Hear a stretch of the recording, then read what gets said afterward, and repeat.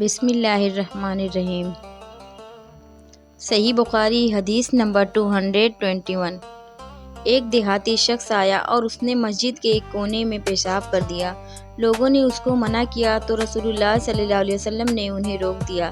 جب وہ پیشاب کر کے فارغ ہوا تو آپ صلی اللہ علیہ وسلم نے اس کے پیشاب پر ایک ڈول پانی بہانے کا حکم دیا، چنانچہ بہا دیا گیا۔ صحیح بخاری حدیث نمبر 222۔ رسول اللہ صلی اللہ علیہ وسلم کے پاس ایک بچہ لایا گیا۔ اس نے آپ صلی اللہ علیہ وسلم کے کپڑے پر پیشاب کر دیا تو آپ صلی اللہ علیہ وسلم نے پانی منگایا۔ صحیح بخاری حدیث نمبر 223۔ قیس بنت محصن نامی ایک خاتون نے رسول اللہ صلی اللہ علیہ وسلم کی خدمت اقدس میں اپنا چھوٹا بچہ لے کر آئیں جو کھانا نہیں کھاتا تھا، یعنی شیر خوار تھا۔ رسول اللہ صلی اللہ علیہ وسلم نے اسے اپنی گود میں بٹھا لیا۔ اس بچے نے آپ صلی اللہ علیہ وسلم کے کپڑے پر پیشاب کر دیا۔ آپ صلی اللہ علیہ وسلم نے پانی منگا کر کپڑے پر چھڑک دیا اور اسے نہیں دھویا۔ صحیح بخاری حدیث نمبر 224۔ نبی کریم صلی اللہ علیہ وسلم کسی قوم کی کوڑی پر تشریف لائے، بس آپ صلی اللہ علیہ وسلم نے وہاں کھڑے ہو کر پیشاب کیا، پھر پانی منگایا۔ میں آپ صلی اللہ علیہ وسلم کے پاس پانی لے کر آیا تو آپ صلی اللہ علیہ وسلم نے وضو فرمایا۔ حدیث نمبر 225۔ حذیفہ رضی اللہ تعالیٰ عنہ کہتے ہیں کہ ایک مرتبہ میں اور رسول اللہ صلی اللہ علیہ وسلم جا رہے تھے کہ ایک قوم کی کوڑی پر جو ایک دیوار کے پیچھے تھی پہنچے تو آپ صلی اللہ علیہ وسلم اس طرح کھڑے ہو گئے جس طرح ہم تم میں سے کوئی شخص کھڑا ہوتا ہے۔ پھر آپ صلی اللہ علیہ وسلم نے پیشاب کیا اور میں ایک طرف ہٹ گیا۔ تب آپ صلی اللہ علیہ وسلم نے مجھے اشارہ کیا تو آپ صلی اللہ علیہ وسلم کے پاس پردہ کی غرض سے آپ صلی اللہ علیہ وسلم کی ایڑیوں کے قریب کھڑا ہو گیا، یہاں تک کہ آپ صلی اللہ علیہ وسلم پیشاب سے فارغ ہو گئے۔ بے وقت ضرورت ایسا بھی کیا جا سکتا ہے۔ صحیح بخاری حدیث نمبر 226۔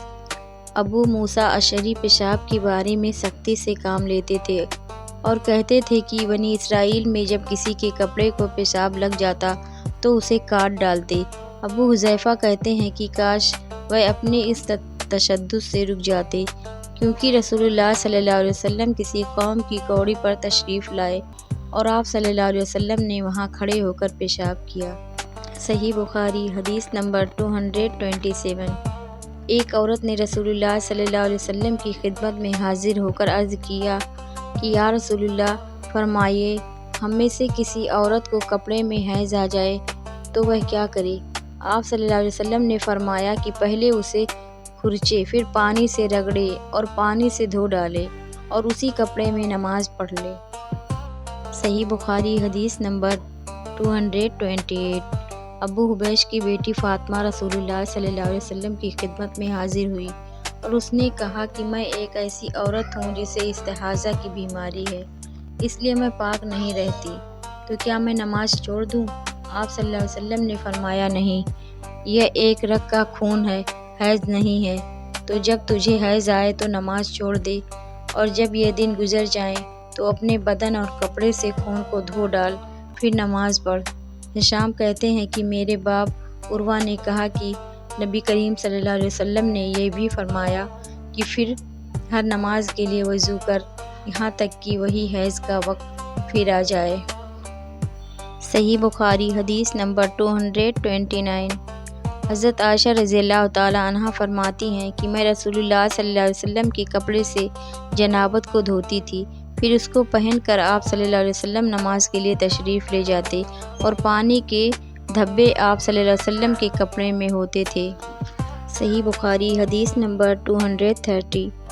حضرت عائشہ رضی اللہ تعالیٰ عنہ سے اس منی کے بارے میں پوچھا جو کپڑے کو لگ جائے تو انہوں نے فرمایا کہ میں منی کو رسول اللہ صلی اللہ علیہ وسلم کے کپڑے سے دھو ڈالتی تھی، پھر آپ نماز کے لیے باہر تشریف لے جاتے اور دھونے کا نشان یعنی پانی کے دھبے آپ صلی اللہ علیہ وسلم کے کپڑے میں واقع ہوتے۔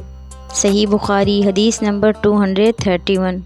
حضرت عائشہ رضی اللہ تعالیٰ عنہ فرماتی ہیں کہ میں نے اس کپڑے کے متعلق جس میں جنابت ناپاکی کا اثر آ گیا ہو سلیمان بن یسار سے سنا وہ کہتے تھے کہ عائشہ رضی اللہ تعالیٰ عنہا نے فرمایا کہ میں رسول اللہ صلی اللہ علیہ وسلم کے کپڑے سے منی کو دھو ڈالتی تھی، پھر آپ صلی اللہ علیہ وسلم نماز کے لیے باہر نکلتے اور دھونے کا نشان یعنی پانی کے دھبے کپڑے میں ہوتے۔ صحیح بخاری حدیث نمبر 232۔ حضرت عائشہ رضی اللہ تعالیٰ عنہا رسول اللہ صلی اللہ علیہ وسلم کے کپڑے سے منی کو دھو ڈالتی تھیں۔ وہ فرماتی ہیں کہ پھر کبھی میں ایک دھبا یا کئی دھبے دیکھتی تھی۔ صحیح بخاری حدیث نمبر 223۔ کچھ لوگ اکل یا ارینا قبیلوں کے مدینہ میں آئے اور بیمار ہو گئے۔ رسول اللہ صلی اللہ علیہ وسلم نے انہیں لقاء میں جانے کا حکم دیا اور فرمایا کہ وہاں اونٹوں کا دودھ اور پیشاب پئیں۔ چنانچہ وہ لقاء چلے گئے اور جب اچھے ہو گئے تو رسول اللہ صلی اللہ علیہ وسلم کے چرواہے کو قتل کر کے وہ جانوروں کو ہانک کر لے گئے۔ علیہ صبح رسول اللہ صلی اللہ علیہ وسلم کے پاس اس واقعہ کی خبر آئی تو آپ صلی اللہ علیہ وسلم نے ان کے پیچھے آدمی دوڑائے۔ دن چڑھے وہ نبی کریم صلی اللہ علیہ وسلم کی خدمت میں پکڑ کر لائے گئے۔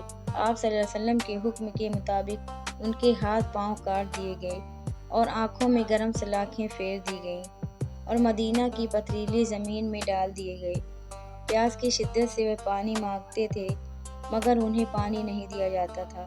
ابو قلابہ نے ان کے جرم کی سنگینی ظاہر کرتے ہوئے کہا کہ ان لوگوں نے چوری کی اور چرواہوں کو قتل کیا اور آخر ایمان سے پھر گئے اور اللہ اور اس کے رسول سے جنگ کی۔ صحیح بخاری حدیث نمبر 234۔ رسول اللہ صلی اللہ علیہ وسلم مسجد کی تعمیر سے پہلے نماز بکریوں کے باڑے میں پڑھ لیا کرتے تھے۔ معلوم ہوا کہ بکریوں وغیرہ کے باڑے میں بوقت ضرورت نماز پڑھی جا سکتی ہے۔ صحیح بخاری حدیث نمبر 235۔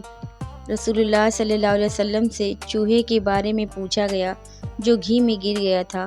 فرمایا اس کو نکال دو اور اس کے آس پاس کے گھی کو نکال پھینکو اور اپنا باقی گھی استعمال کرو۔